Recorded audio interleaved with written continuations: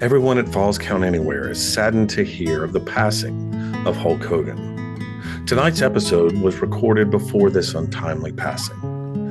Tune in next week, August 4th, to Falls Count Anywhere, and we will spend the entire show remembering the life and the career that was the legend, Hulk Hogan.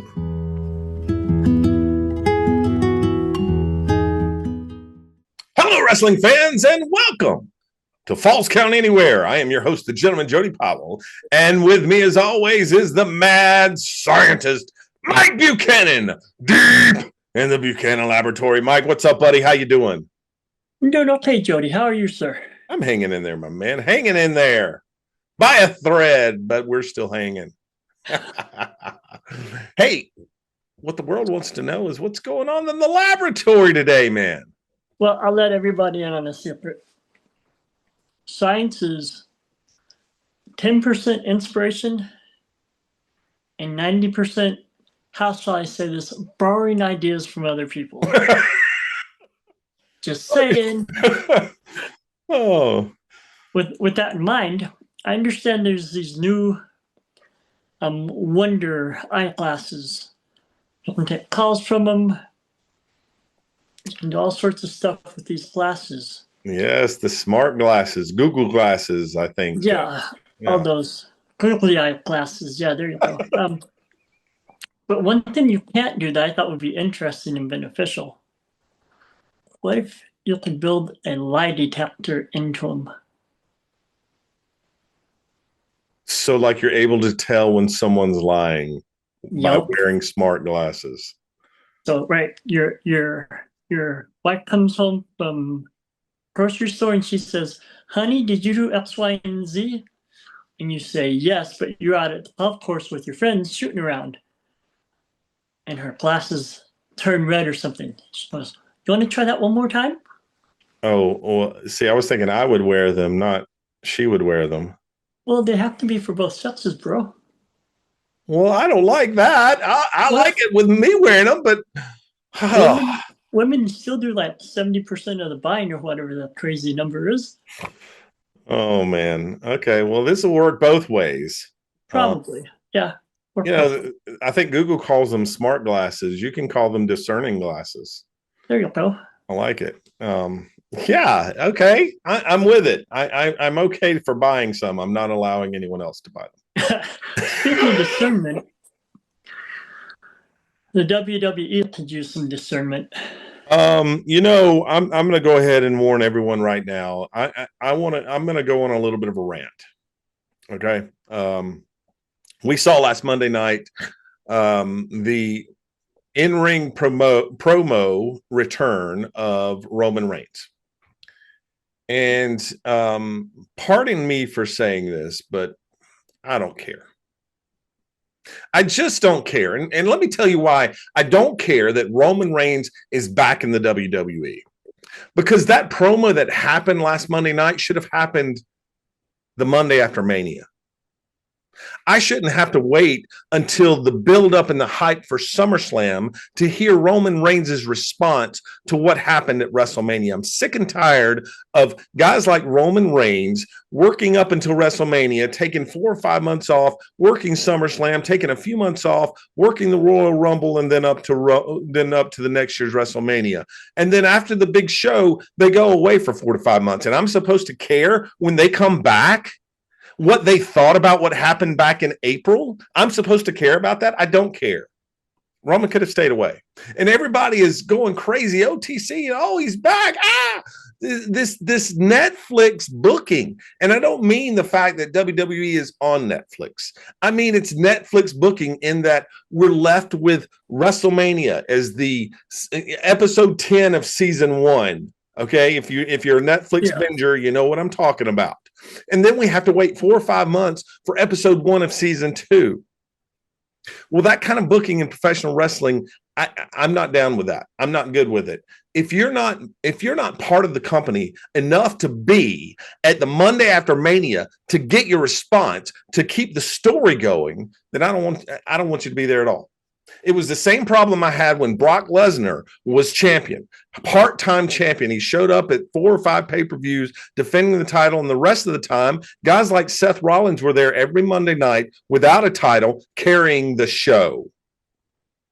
And I'm supposed to care that Roman Reigns is back. And I'm supposed to care what Roman Reigns thought about what Paul Heyman did. And oh, by the way, Paul Heyman trying to convince Roman Reigns to come on over and join him and Braun Breaker and Mr. Tsunami. Come on. That was weak storytelling. Paul Heyman turned on Roman Reigns. Paul Heyman turned on CM Punk. He joined Seth Rollins. Not my fault, Seth Rollins, who appears to be legitimately hurt and out for a long time. Not my fault that happened. You backed the wrong horse. And yeah, I know it's a Paul Heyman move. It's something Paul would have done. It's stupid.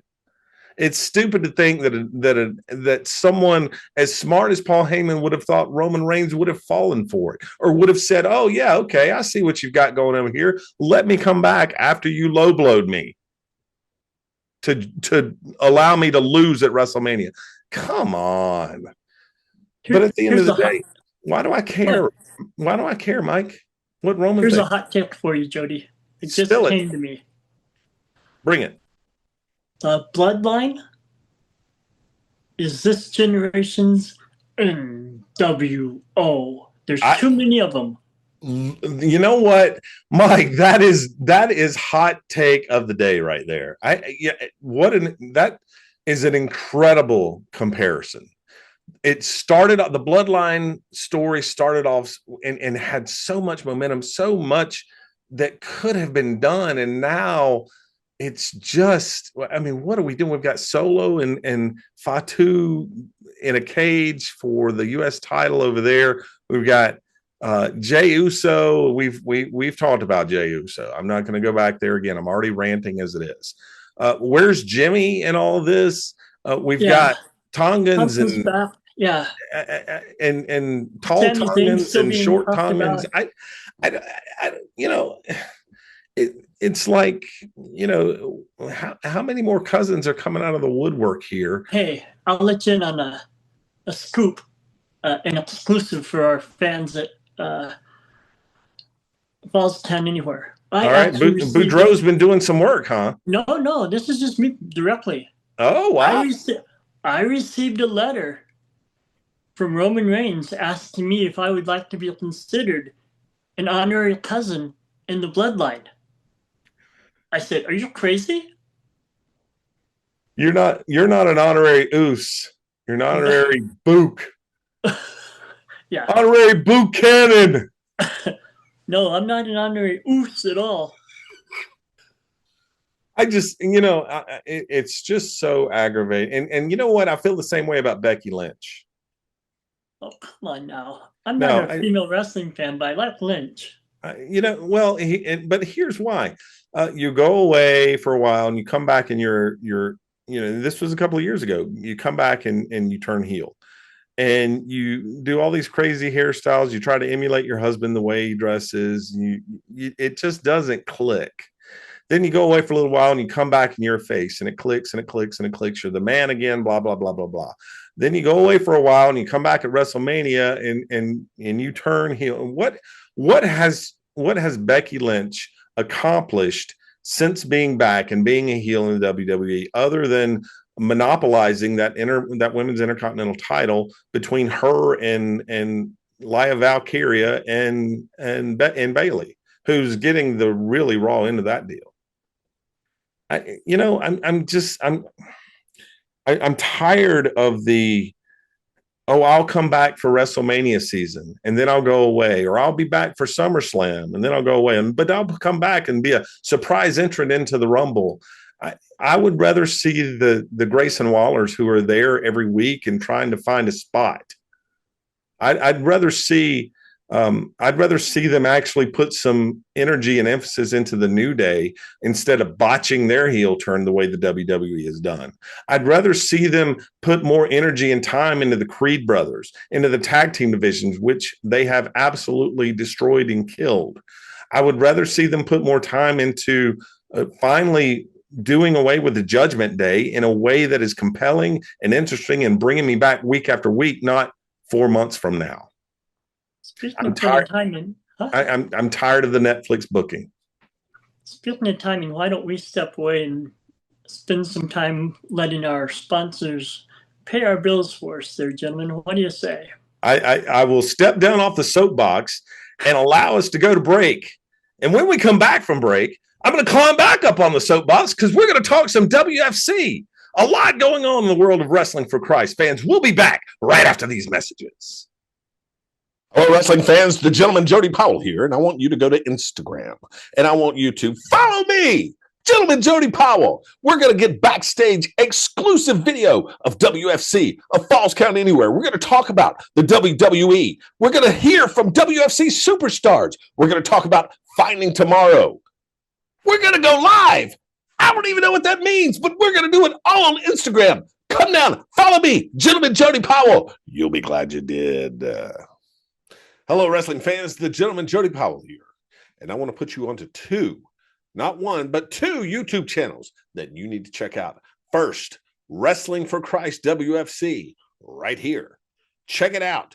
Every episode of Saturday Night Praise and Power Hour up until the last week's episode is on that channel. And then, Falls Count Anywhere 323, me and Mike. Hello, wrestling fans. The gentleman Jody Powell here. On Abundant TV. I believe it is our civic duty as Americans to welcome back, wrestling fans, to Falls Count Anywhere, and let's dig in, Mike, into the world of Wrestling for Christ, because Saturday Night Praise and Power into astronauts. Allow me to climb back up on the soapbox because I had to do something at the end written by my good buddy Mike Buchanan, Saturday Night Praise and Power Hour that I did not enjoy doing, and that was to present Dylan Dahl with the Philippines World Championship. Really astronauts?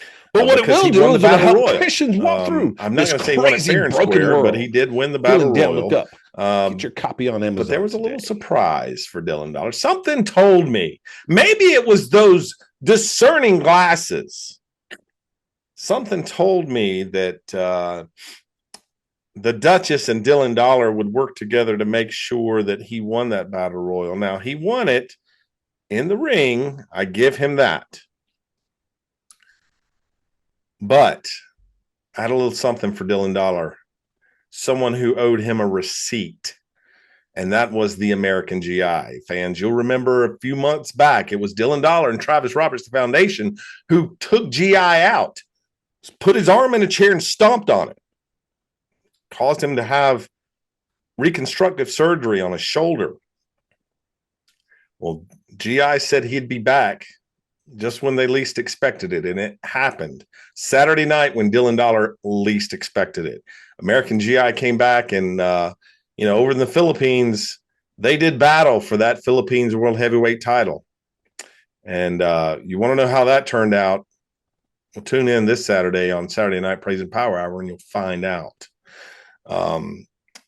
Speaking, and I'm gonna do a quick pivot here, Mike, away from anything that you and I have talked about for the WFC, because I mentioned something I want to touch on, and that is the Philippines mission trip that has happened this month in July, with a lot of our guys going over. We had, of course, Dylan went, American GI went, Travis Roberts was there, Big Dan Holman was there. And they went to the Philippines, Mike, and performed probably, 7 or 8 wrestling shows, numerous vacation Bible schools, a lot of youth camps. They were feeding kids. They were working, having sports camps. They were doing all sorts of things, anything that the churches needed over there. Mike, I talked with American GI, and over 3,000 professions of faith came in the Philippines because of that mission trip. You said 3,000? 3,000. Praise the Lord. Incredible, fans. Thank you for your prayers for that group. I had FOMO. I really wanted to be over there. Oh, yeah.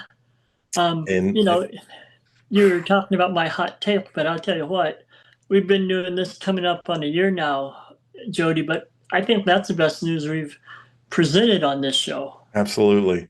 And it doesn't come as an afterthought. It shouldn't anyway. it's the whole reason that the WFC exists is to do missions, and particularly missions in the Philippines. And a lot of people say, well, why the Philippines? And that's just the place that the Lord laid on the heart of the American GI when he started this thing. And it's not like we don't do things here at home and locally and regionally. We've done food drives, and we've helped out families who were hit hard by Hurricane Helene last year. That was right in the heart of WFC country. There are a lot of things that we do locally, but on a large scale, the Lord has said to American GIs, put it on his heart. The Philippines is where this mission really needs to focus. And when you focus on things that the Lord puts on your heart, these are the kind of things that the Lord can do. And the Lord can do it anyway. Well, truly. But being able to have it done through something that God has put on your heart, like what GI has done, like what Wrestling for Christ stands for, it's a blessing to those involved. It's a blessing to me to be involved with WFC. So what a joy. So a little sidetrack there, but a very important one. Now, coming up for the WFC, August 30th. I think I'm getting the date right. That's a Saturday, correct? I don't have a calendar in front of me, bud. August 30th is a Saturday. That is King of the Mountain, Mike. That is a 2-hour special right here on Abundant TV. King of the Mountain is going to have all titles defended, including the tag team titles. And we've seen Perfect Vision, of course, wonderful brand ambassadors for the WFC, wonderful tag team champions. They're going to be facing the Enlightened, who is going to get their shot at the WFC tag team titles. And I'm going to find out more about the Enlightened. We're going to have a sit-down interview. We're going to do that. I'm going to make that happen, whether it's in a barn or whether it's in a wrestling ring or whether it's in a restaurant. We'll figure it out. But the Enlightened, certainly a big part of King of the Mountain. We'll also have the King of the Mountain match. And, Mike, it's just like when we were kids. You climb a hill, you're king of the hill until you get locked off, until another kid comes up and knocks you down off the hill. Well, you're king of the mountain as long as you're in the ring. But if you get tossed out of the ring, you're done. And so, this one's going to be, this match is a little bit like the Royal Rumble in that, guys come in at 90-second intervals or whatever it is. But you don't have to throw your opponent over the top rope. You just have to get them out of the ring one way or the other. Knock them off the mountain. Now, whoever's left, Mike's going to get the Chris Thunder Anderson Memorial Golden Ticket. And that ticket gives them the opportunity to cash in, just kind of like a Money in the Bank. But it's the Thunder Anderson Memorial Golden Ticket. And they're going to cash that in for a chance at the WFC World Heavyweight Champion, AWOL. Whichever member of AWOL is the champion, or whatever day it is. Right. So King of the Mountain, August 30th, fans, you're going to want to mark your calendars. It's a 2-hour event. It will be on Abundant TV from 6 to 8 p.m. You don't want to miss that. Mike, there's something else we don't want our fans to miss. Our favorite part of the show, Finding Tomorrow. And that comes right after these messages. Stay tuned. We'll be right back.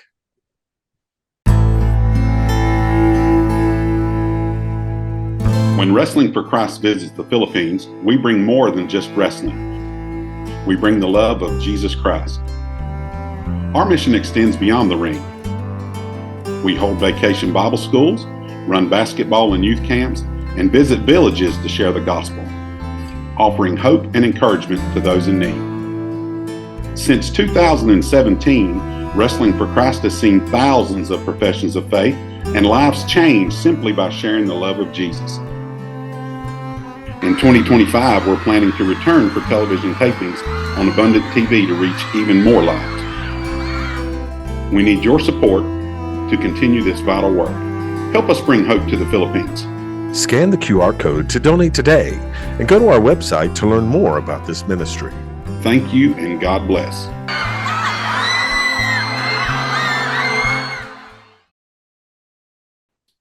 Welcome back, viewers, and especially the fans that like this segment of our show as much as Jody and I do. We've had a couple of notable deaths, and that was even before this show, which will be 5 or 6 days after Jody and I are in the studios right now recording it.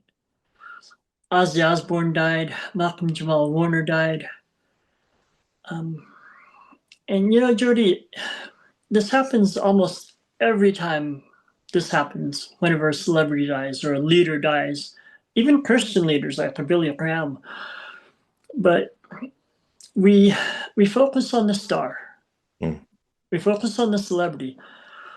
I checked before we came on here, Jody. 150,000 people die around the world every day. They're not celebrities, but they impact us as much as more probably than the celebrities do, at least for the family.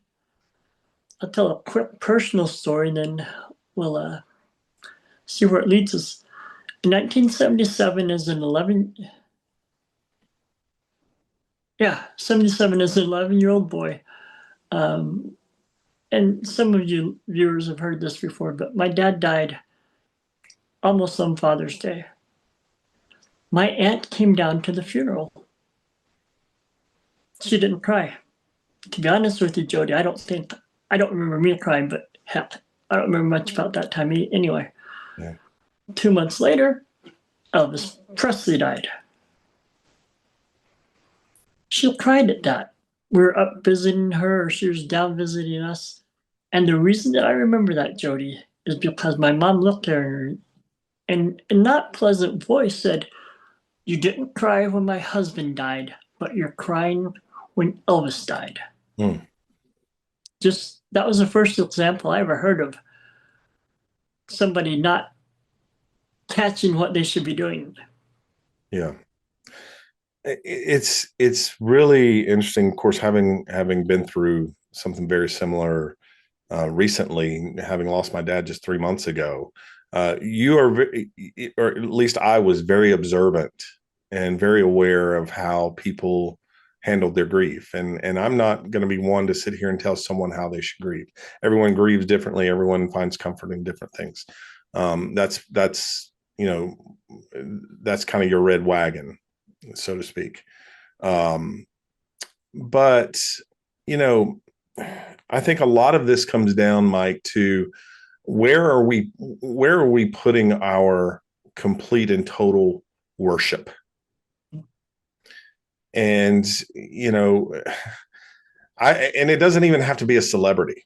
Billy Graham was a wonderful, wonderful man. And greatest evangelist. I put Billy Graham up there in the Apostle Paul's classification in terms of the number of lives that he touched, the message that he gave.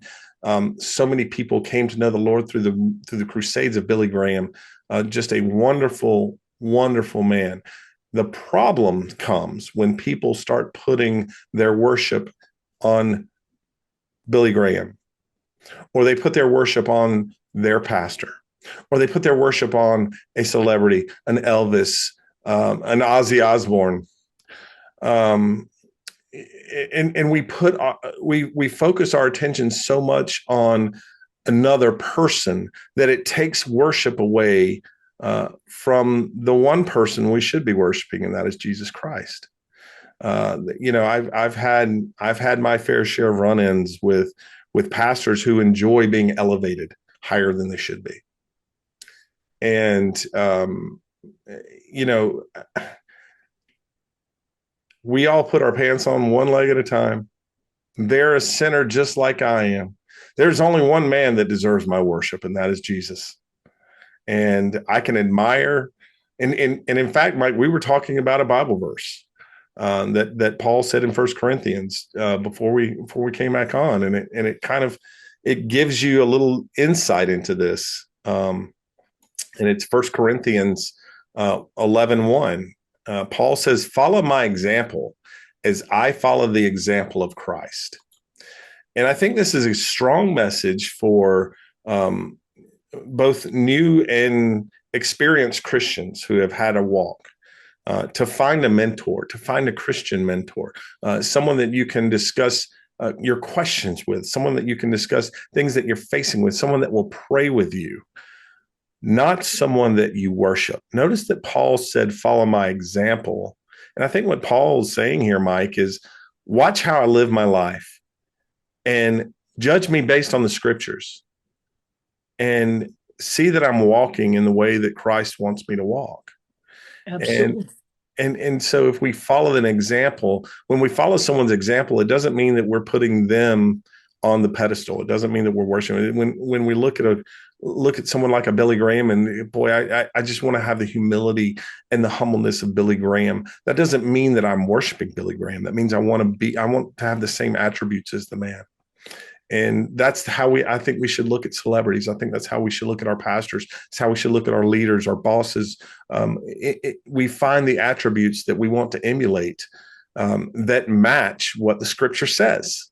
And that's really important. And that's the example, because Paul said, follow my example as I follow the example of Christ. If you're following examples of people who are doing things that are not biblical, or following examples of things that people are putting their faith in the world, you might want to reevaluate your mentors. Yeah, Jody, I think that's well spoken. We're close to wrapping up here. And what I think people do, especially with a pastor, it's very dangerous. You follow a pastor and the pastor falls, and I've seen it way too flaming many times.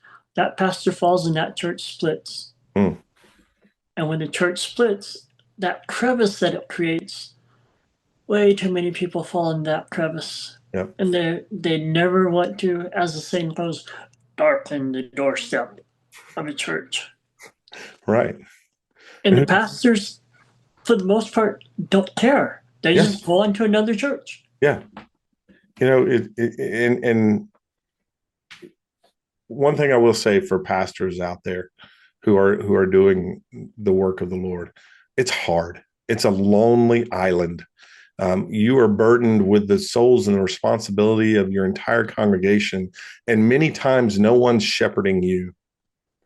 And so it's a very lonely, difficult, stressful job. And I think that, honestly, I think that's why we see pastors fall, is because there's no shepherding of the pastor, and there's no, and that's the job of elders in the church. That's the job of deacons or elders or bishops or whatever you have in your denomination, whatever you call them, whatever. But it's also the job of the entire congregation to support your pastor and to lift him up. Now, pastors also have to be very careful that when that happens, that their egos don't inflate and they don't make themselves bigger than the one that put them there.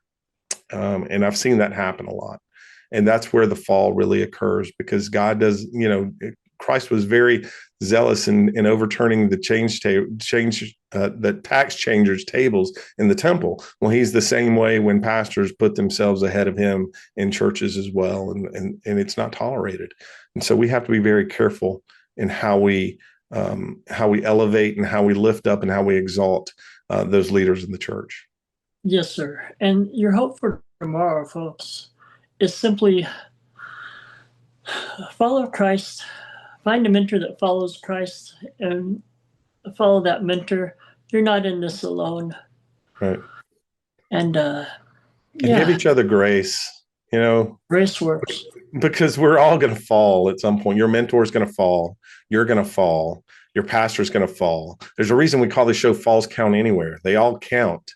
Romans 3:23 says we all fall short of the glory of God.